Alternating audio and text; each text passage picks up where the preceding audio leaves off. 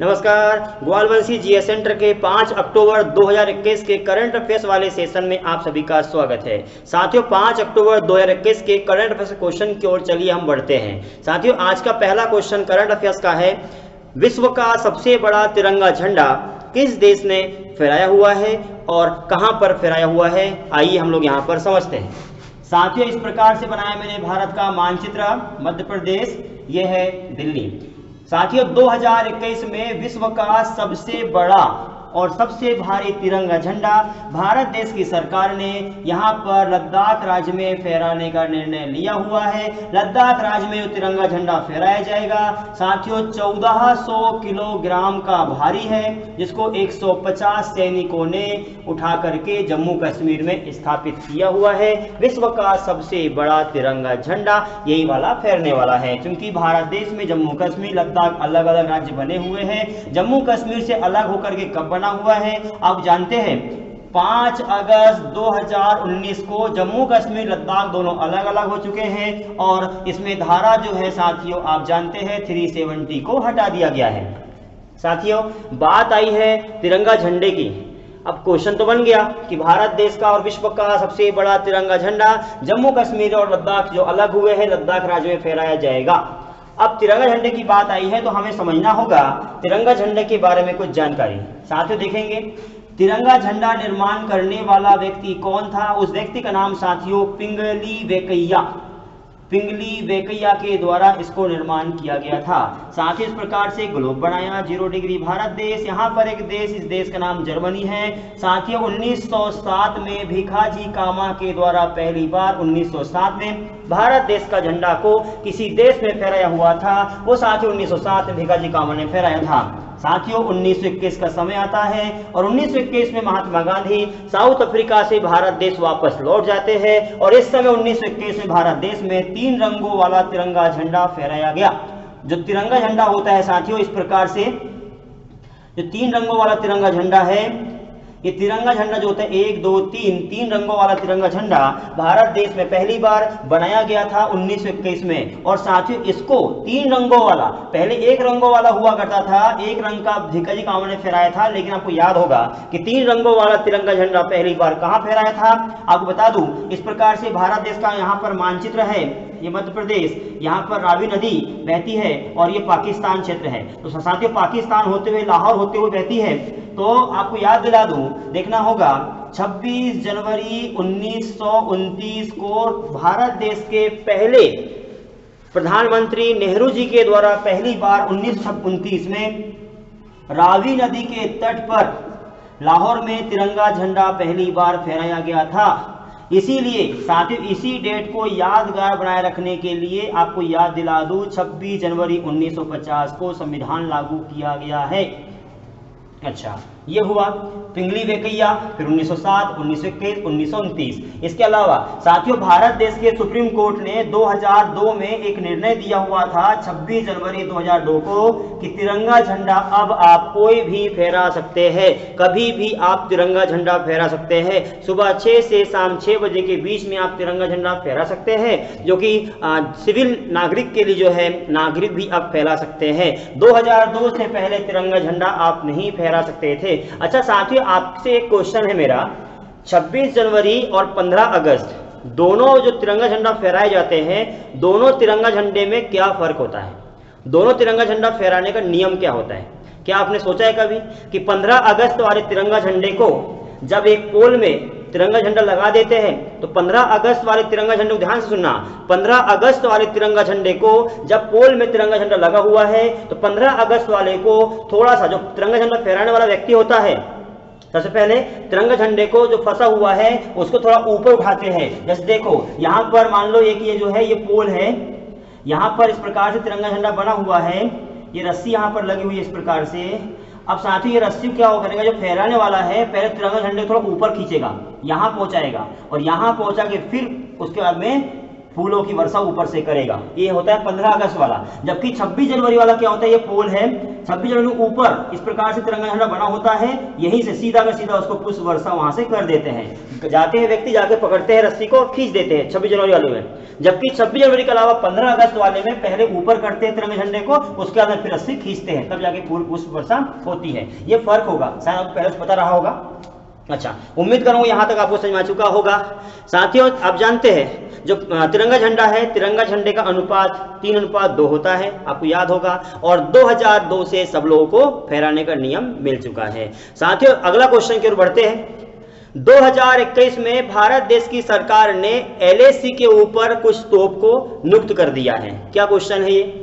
LAC के ऊपर तोप को नियुक्त करने का क्या उद्देश्य है, आप यहां पर समझिए। डालिए अगला क्वेश्चन कि भारत देश की सरकार ने LAC के ऊपर कुछ तोप को नियुक्त कर दिया है, वो कौन सी तोप है, उनकी क्या विशेषता है, आप यहां पर देखिए। साथ ही देखेंगे, ये है भारत का मानचित्र मध्य प्रदेश।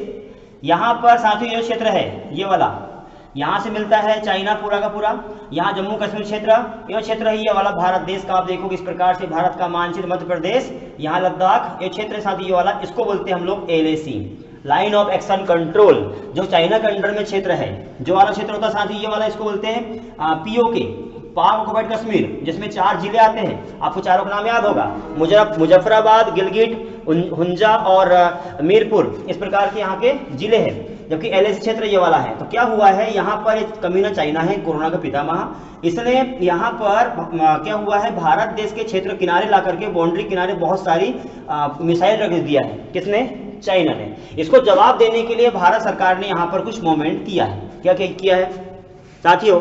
2021 में भारत देश में यहाँ पर जो LAC क्षेत्र है, भारत देश के रक्षा मंत्रालय के रक्षा मंत्री राजनाथ सिंह के द्वारा बताया गया है कि भारत देश में लद्दाख क्षेत्र में K2 वज्रहोवित्जर नाम की तोप, K2 के जो K9 है, K9 वज्रहोवित्जर तोप जो है वो नियुक्त कर दिया गया है। कहां पर? वज्रहोवित्जर तोप नियुक्त किया है यहाँ LAC क्षेत्र में। क्वेश्चन बनेगा, और कितनी तोप नियुक्त किया है? 100 तोप। साथियों, ये तोप है, एक तोप कितने दूर तक मार कर सकती है? आपको विश्वास दिला दूं कि भारत देश में साथियों 16,000 फीट ऊंचाई पर, जम्मू कश्मीर क्षेत्र में 16,000 फीट ऊंचाई पर यदि हमारी तोप भी रखी हुई है तो 50 किलोमीटर दूर तक ये मार करने में सक्षम भारत देश की तोप K9 वज्रहोवित्जर तोप है। साथियों, इसलिए कि चाइना को सबक सिखा सके, चाइना कोई भी आग उठा के भारत देश के ऊपर न देख सके, इसके लिए भारत देश की सरकार ने ये निर्णय लिया हुआ है। इसके अलावा और बता दूं मैं कि भारत देश की सरकार ने, देखना होगा इस प्रकार से फिर से बनाया भारत का मानचित्र मध्य प्रदेश। यहाँ पर दिल्ली, आप जानते हैं DRDO की स्थापना हुई है, defence research and development organisation की स्थापना 1958 में की गई है। और DRDO और भारत देश के रक्षा मंत्रालय के रक्षा मंत्री राजनाथ सिंह के द्वारा निर्णय लिया गया है कि भारत देश में 118 अर्जुन टैंक का निर्माण किया जाएगा। MK-1A नाम की जो तोप है, अर्जुन, उनको नाम दिया गया है MK-1A। 118 तोप भारत देश में निर्माण की जाएगी। किसको ऑर्डर दिया है? साथ ही यहाँ पर तमिलनाडु राज्य है, और तमिलनाडु राज्य में चेन्नई नाम का जो शहर है, चेन्नई में एक कंपनी है, हैवी व्हीकल्स जो है, हैवी व्हीकल्स फैक्ट्री की स्थापना चेन्नई में हुई है। हैवी व्हीकल्स फैक्ट्री को 118 अर्जुन MK-1A नाम की तोप को निर्माण करने का निर्णय दिया हुआ है। साथियों, 7,523 करोड़ रुपए के माध्यम से ये तोप भारत में बन जाएगी। आपको ये भी याद करना होगा। साथियों, अगला क्वेश्चन की ओर हम बढ़ते हैं। विश्व में सबसे ज्यादा विकेट लेने वाली पहली महिला का नाम क्या है? सबसे ज्यादा क्रिकेट मैच में विकेट लेने वाली विश्व की सबसे पहली महिला कौन बनी है? चल देखते हैं, देखेंगे। साथियों, इस प्रकार से ग्लोब बनाया, 0 डिग्री भारत देश, यहाँ पर एक देश, इस देश का नाम ऑस्ट्रेलिया है। साथियों, 2021 में ऑस्ट्रेलिया देश की एक महिला है, जिस महिला का नाम है एलिस पेरी। जो एलिस पेरी है साथियों, एलिस पेरी ने विश्व में सबसे ज्यादा विकेट लेने वाली महिला का रिकॉर्ड धारण कर लिया है। साथियों, 300 विकेट ले चुकी है और 5,000 रन भी बना के दिए हुए हैं। इस प्रकार से 300 विकेट, सबसे ज्यादा विकेट लेने वाली विश्व की पहली महिला बन चुकी है एलिस पेरी। अब बात आई यहाँ पर क्रिकेट की, तो कुछ जानकारी मैं आपको क्रिकेट के बारे में दे दूं। देखना होगा साथियों, यहाँ पर एक ग्लोब है, यहाँ पर एक देश, इस देश का नाम साथियों सऊदी अरब है, और यहाँ पर एक देश, इस देश का नाम है यूएई।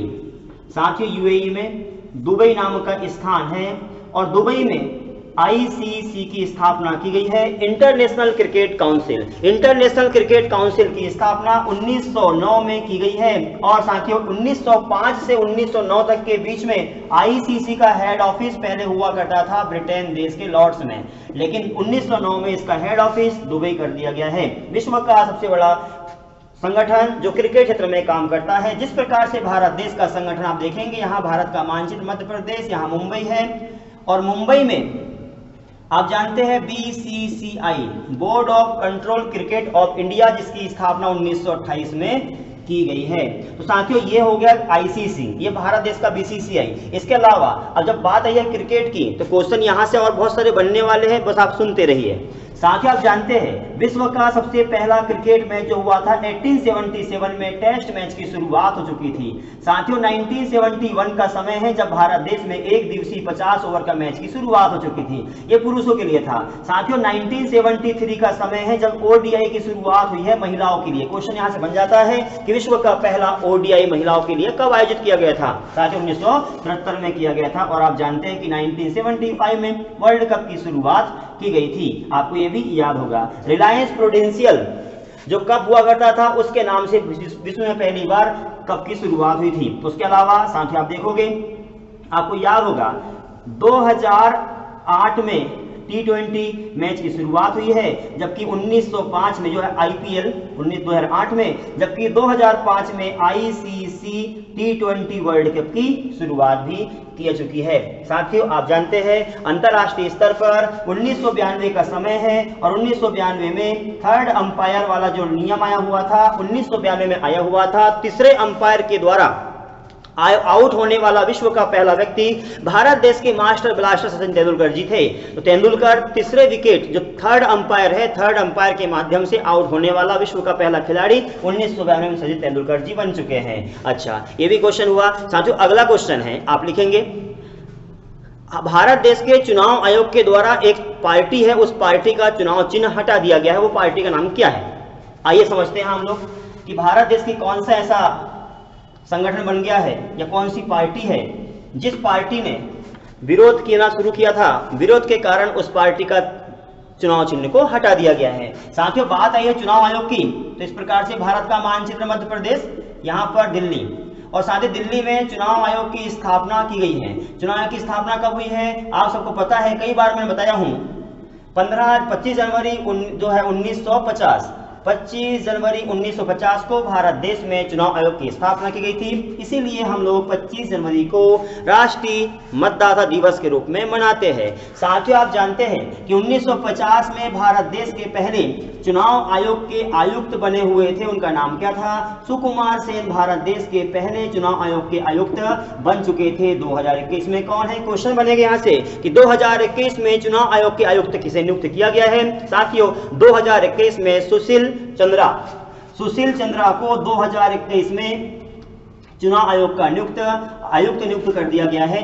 अच्छा, इनकी आयु कितनी होती है? साथियों आयुक्त होती है, चुनाव आयोग के आयुक्त की नियुक्ति जो होती है वो राष्ट्रपति द्वारा होती है, और 6 साल या 65 साल के लिए इनकी नियुक्ति होती है। इनको 2.5 लाख रुपए की सैलरी भी मिलती है, जो आपको याद करना होगा। साथियों अब क्वेश्चन क्या था? क्वेश्चन था कि चुनाव आयोग के द्वारा भारत देश की कौन सी पार्टी का चुनाव चिन्ह हटा दिया गया है? साथियों 2021 में मैंने बताया था आपको कि अभी तक भारत देश में 8 पार्टियां राष्ट्रीय पार्टी है।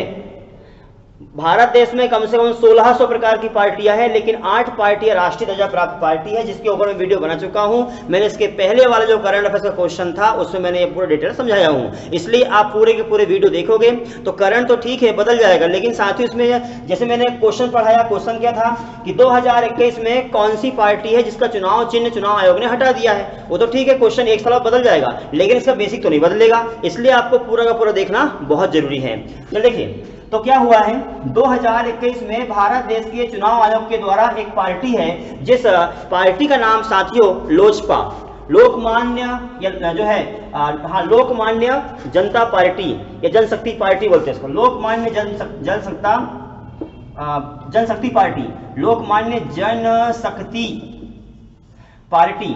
साथियों इसका पार्टी का चुनाव चिन्ह था बांग्ला। ये जो बांग्ला है, इस चुनाव चिन्ह का बांग्ला चिन्ह हुआ करता था पार्टी का। इस पार्टी को विरोध करने लगे थे लोग बाग, जो पार्टी है, पार्टी में भाई भाई का विरोध होने लगा था, विद्रोह होने लगा, लड़ाई झगड़ा होने लगी थी। इसीलिए लोकमान्य जनशक्ति पार्टी भारत देश में थी, इसका चुनाव चिन्ह बंगला हुआ करता था। इसको चुनाव आयोग ने हटा दिया है। अब बंगला जो वहां का चुनाव चिन्ह था, इसको हटा दिया है। दोनों जो पार्टी के नेता लोग थे वो कोई भी इसका यूज नहीं कर सकेंगे। और साथियों 2021 में अब बता दूं, विश्व का एक देश है जिस देश का नाम फिलीपींस देश है। यहाँ पर देखना इस प्रकार से ग्लोब 0 डिग्री भारत देश, एक देश यहाँ पर है, इस देश का नाम फिलीपींस है। साथियों यहाँ के जो फिलीपींस देश के प्रेसिडेंट है, राष्ट्रपति जी है, इन्होंने त्याग पत्र दे दिया है, मतलब त्याग पत्र देने वाले हैं और संन्यास लेने वाले हैं, राजनीति से संन्यास लेने वाले हैं। क्वेश्चन ये बनेगा कि फिलीपींस देश के राष्ट्रपति जैसे ही अगले साल वहां चुनाव होता है तो चुनाव नहीं लड़ने वाले हैं, और वहां पर उन्होंने घोषणा कर दिया है फिलीपींस देश में कि हम अगला चुनाव लड़ेंगे भी नहीं और अब चुनाव से हम लोग संन्यास लेते हैं, अब राजनीति संन्यास लेते हैं। ऐसे किस व्यक्ति ने कहा हुआ है? साथियों फिलीपींस देश के राष्ट्रपति दुर्तेते रोड्रिगो। दुर्तेते रोड्रिगो आपको याद रखना पड़ेगा, दुतेर्ते रोड्रिगो, ये व्यक्ति का नाम आपको याद रखना पड़ेगा। इन्होंने कह दिया, घोषणा कर दिया है कि अंतरराष्ट्रीय स्तर पर फिलीपींस देश में अब चुनाव होने वाले हैं, हम उसमें चुनाव में नहीं भाग लेंगे, हम संन्यास ले रहे हैं। और साथ ही एक क्वेश्चन और यहाँ पर देखना है कि देश, इस देश का नाम ब्रिटेन देश है। ब्रिटेन देश में एक पुरस्कार होता है, उस पुरस्कार का नाम है साथियों global achievers award. Global achievers award नाम याद रखना पड़ेगा। ग्लोबल अचीवर्स अवार्ड जो है, ये अवार्ड किसे दिया गया है? साथियों 2021 का ग्लोबल अचीवर्स अवार्ड दिया गया है भारत देश की अभिनेत्री दीपिका पादुकोण को। 2021 का अवार्ड दे चुका है। साथियों उम्मीद करूंगा यहाँ तक टॉपिक आपको पूरा का पूरा कवर हो चुका है। तो 5 अक्टूबर 2021 के जो करंट अफेयर्स के क्वेश्चन थे मैंने आपको यहां समझा दिया हूं। साथियों उम्मीद करूंगा आपको यहां तक कवर हो चुका होगा। अच्छा, आपके मन में एक क्वेश्चन चलता होगा कि मैं क्वेश्चन कहां से लाता हूं। साथियों बता दूं मैं कि करंट अफेयर्स में चाहे वो दैनिक भास्कर है, जनसत्ता है, इसके अलावा जितने जो पेपर होते हैं, नव भारत है, टाइम्स ऑफ इंडिया है, इन लोगों का कलेक्शन मैं लाता हूं, इस पर मेहनत करता हूं, उसके बाद में आपको यहां कलेक्शन देता हूं। तो साथियों जो टॉपिक है करंट के साथ बेसिक वाला, इसको आप एक कॉपी में लिख के रखना और इसको बार बार आप रिवीजन करेंगे, जिससे कि आपका करंट अफेयर्स टॉपिक बहुत बढ़िया हो जाएगा। करंट के साथ साथ आपका जीएस वाला टॉपिक भी बहुत बढ़िया हो जाएगा। साथियों अगले वीडियो तक के लिए आप सभी का धन्यवाद।